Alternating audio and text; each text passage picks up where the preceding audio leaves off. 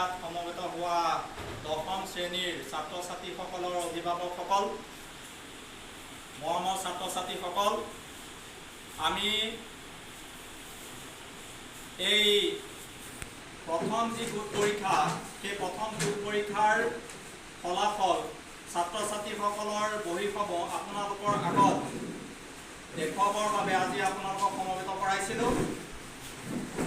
যিহেতু দশমমান শ্ৰেণীৰ ছাত্ৰ ছাত্ৰী, এওঁলোকে শৈক্ষিক পৰিৱেশটো এওঁলোকক ভালদৰে আপোনালোকে দিয়াটো উচিত বা দিছে, কোনোবাই যত্ন কৰিছে, কোনোবাই হয়তো তেনেধৰণৰ ভবা নাছিল।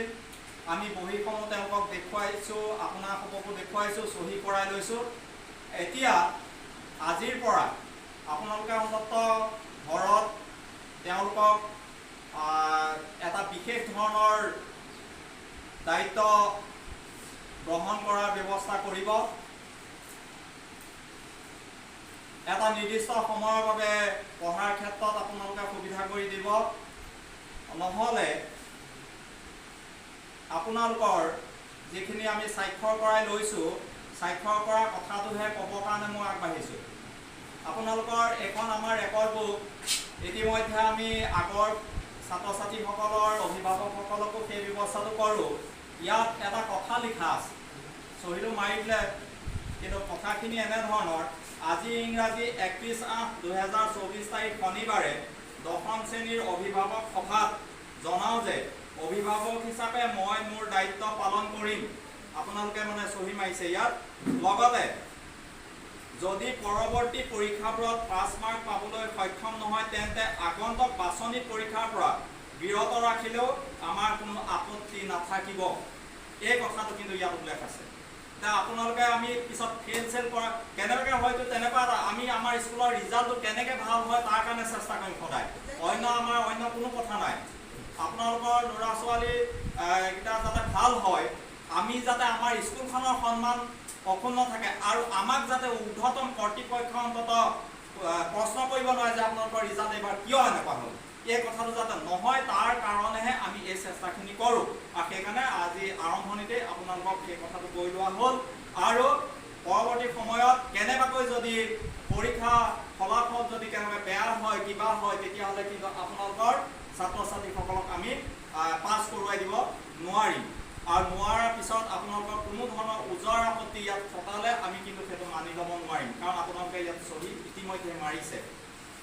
গতিকে আমি সেইটোৱে আমাৰ লক্ষ্য উদ্দেশ্য। আৰু এই সম্পৰ্কত আমাৰ বাইদেউ আছে, বাইদেৱে যথেষ্ট খুব সাংঘাতিক ধৰণে বাইদেৱে সূক্ষ্মভাৱে ছাত্ৰ ছাত্ৰীসকলক পৰ্যবেক্ষণ কৰি থাকে সদায়, যাতে ছাত্ৰ ছাত্ৰীসকলে পঢ়া শুনাৰ ক্ষেত্ৰত বাইদেৱে গৈ বাৰে বাৰে তাত গৈ পেলাই শিক্ষকসকলৰ লগত আলোচনা কৰি থাকে, কেনেধৰণে পঢ়াব লাগে তাৰ দায়িত্ব আমাৰ হাতত অৰ্পণ কৰে। আমি সেইমতে আলোচনা বিলোচনাৰ মাজেদি কামখিনি কৰোঁ। আৰু আজি সেই তাৎক্ষণিকভাৱে বাইদেৱে ক'লে যে এখন মিটিং ইমিডিয়েট দিব লাগে আৰু বহীখিনি আমি হেৰি কৰিব লাগে, তেখেতসকলৰ হাতত অৰ্পণ কৰিবলৈ, যাতে গাৰ্জেনে অন্ততঃ জানে যে মোৰ ল'ৰাটো বা মোৰ ছোৱালীজনী এনেকুৱাহে নম্বৰ পাবলৈ সক্ষম হৈছে, গতিকে মই অলপ সজাগ হ'ব হৈ গ'ল। এই কথাটো যাতে আপোনালোকে ভাবে, তাৰ কাৰণে এই ব্যৱস্থাটো কৰা হৈছে।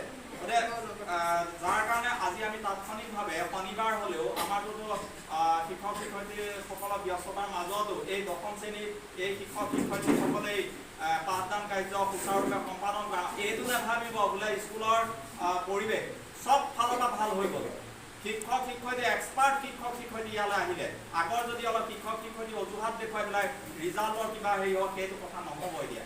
আৰু এই কক্ষটোত আপোনালোকে যে পঢ়িছে, এনেকুৱা ধৰণৰ ধুনীয়া যোৱা বছৰলৈকে এনেকুৱা বিল্ডিং নাছিলে, আমাৰ তৎক্ষণাত বনোৱা হৈছে। আমি ইয়াত আনি কম্পিউটাৰত হেৰি কৰি পেলাই মনিটৰত দেখুৱাই সিহঁতক পঢ়াইছোঁ। মানে 9তো কৰোঁ সেই ব্যৱস্থাটো, আৰু 10তো ইতিমধ্যে কৰিছে। বাইদেউ আমাৰ কংকনা বাইদেউ আছে ইয়াত বিজ্ঞানৰ,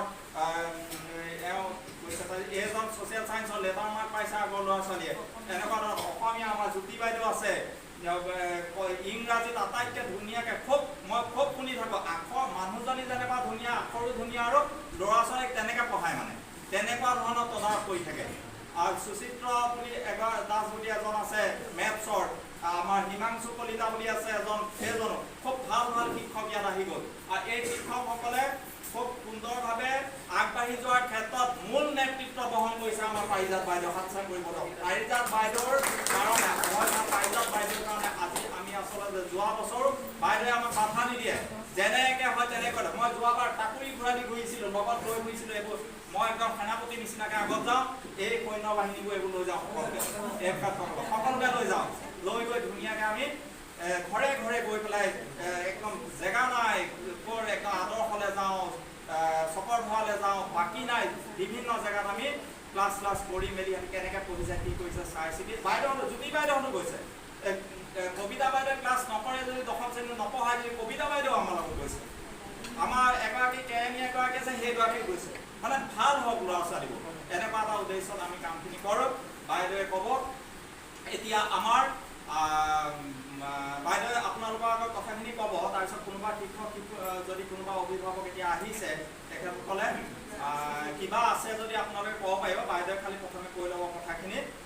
আমাৰ আৰু এগৰাকী ভাল শিক্ষয়িত্ৰী এগৰাকী আছে জয়শ্ৰী পূজাৰী বুলি, তেখেতসকল ক্লাছত ব্যস্ত থকাৰ কাৰণে আচলতে হেৰি হৈছে, এই এনেকুৱা ধৰণৰ মানুহ আমাৰ ইয়াত আহিবলগীয়া, ইংৰাজীয়ে হওক অসমীয়া হওক বিজ্ঞান হওক অংক প্ৰতিটো ছাবজেক্ট সুন্দৰভাৱে বুজাই দিব পাৰা মানুহে এটা নহয় দুটামান মানুহ হ'ল ধৰিলে। এতিয়া বিজ্ঞানৰ মই আগতে আছিলোঁ, কংকনা বাইদেউ আছে, এতিয়া আৰু দুজনক ক'লে লগালগ দেখুৱাই দিব পৰা মানুহ ওলাই গ'ল ইয়াত। গতিকে সেইখিনিৰ কাৰণে আমি সুন্দৰভাৱে আগবাঢ়ি যাব পাৰিছোঁ। আপোনাৰ আশা ৰাখিছোঁ আগন্তুক যোৱা বছৰ যেনেকৈ আমি 100% ৰিজাল্ট পাইছোঁ, 100% উত্তীৰ্ণ হৈছে, এইবাৰো কিন্তু হ'ব লাগিব। আৰু এই লক্ষ্য আগত ৰাখি আমি কাম কৰিম, আপোনালোকৰ লগত আপোনালোকৰ সহায় সহযোগ আমি কামনা কৰিম। গতিকে এই ক্ষেত্ৰত সকলোৱে যাতে আমাৰ সহায় সহযোগিতাৰে আগবাঢ়ে তাৰ বাবে আমি বিনম্ৰভাৱে আপোনাক অনুৰোধ জনালোঁ। ধন্যবাদ।